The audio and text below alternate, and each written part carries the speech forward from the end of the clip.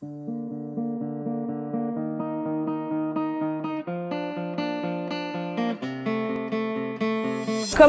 tout mon cursus était très général, j'ai souhaité me spécialiser dans le luxe parce que le comportement du consommateur dans le luxe est vraiment particulier. Je souhaitais vraiment me spécialiser dans ce secteur qui m'intéresse fortement. Et j'ai vraiment voulu avoir cette spécialisation, me sectorialiser dans le secteur. Et du coup, ce MBA m'a permis d'avoir toute la culture du luxe que j'avais construite de mon côté.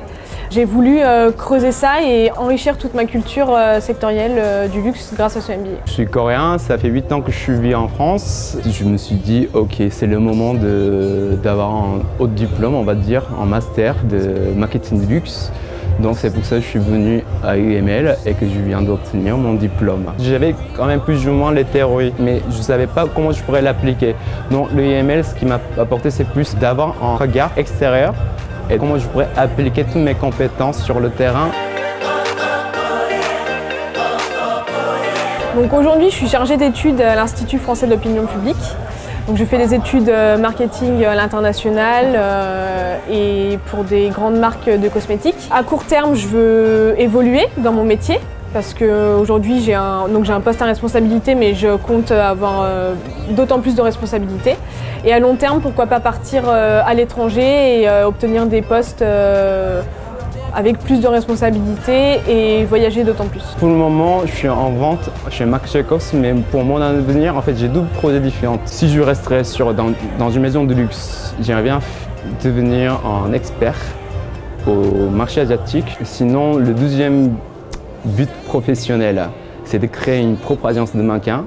C'est parce que j'étais mannequin et qu'à la base, c'était ce que je voulais faire en France.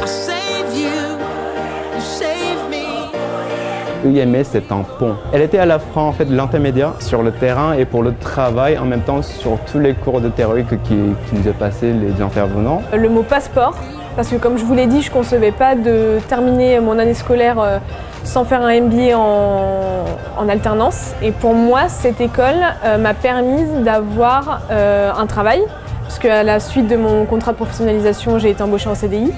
Et ça a été vraiment le passeport pour moi vers le monde professionnel.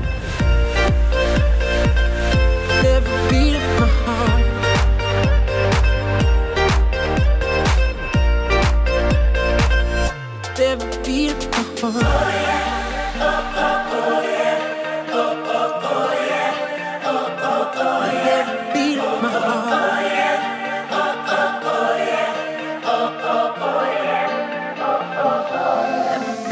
heart.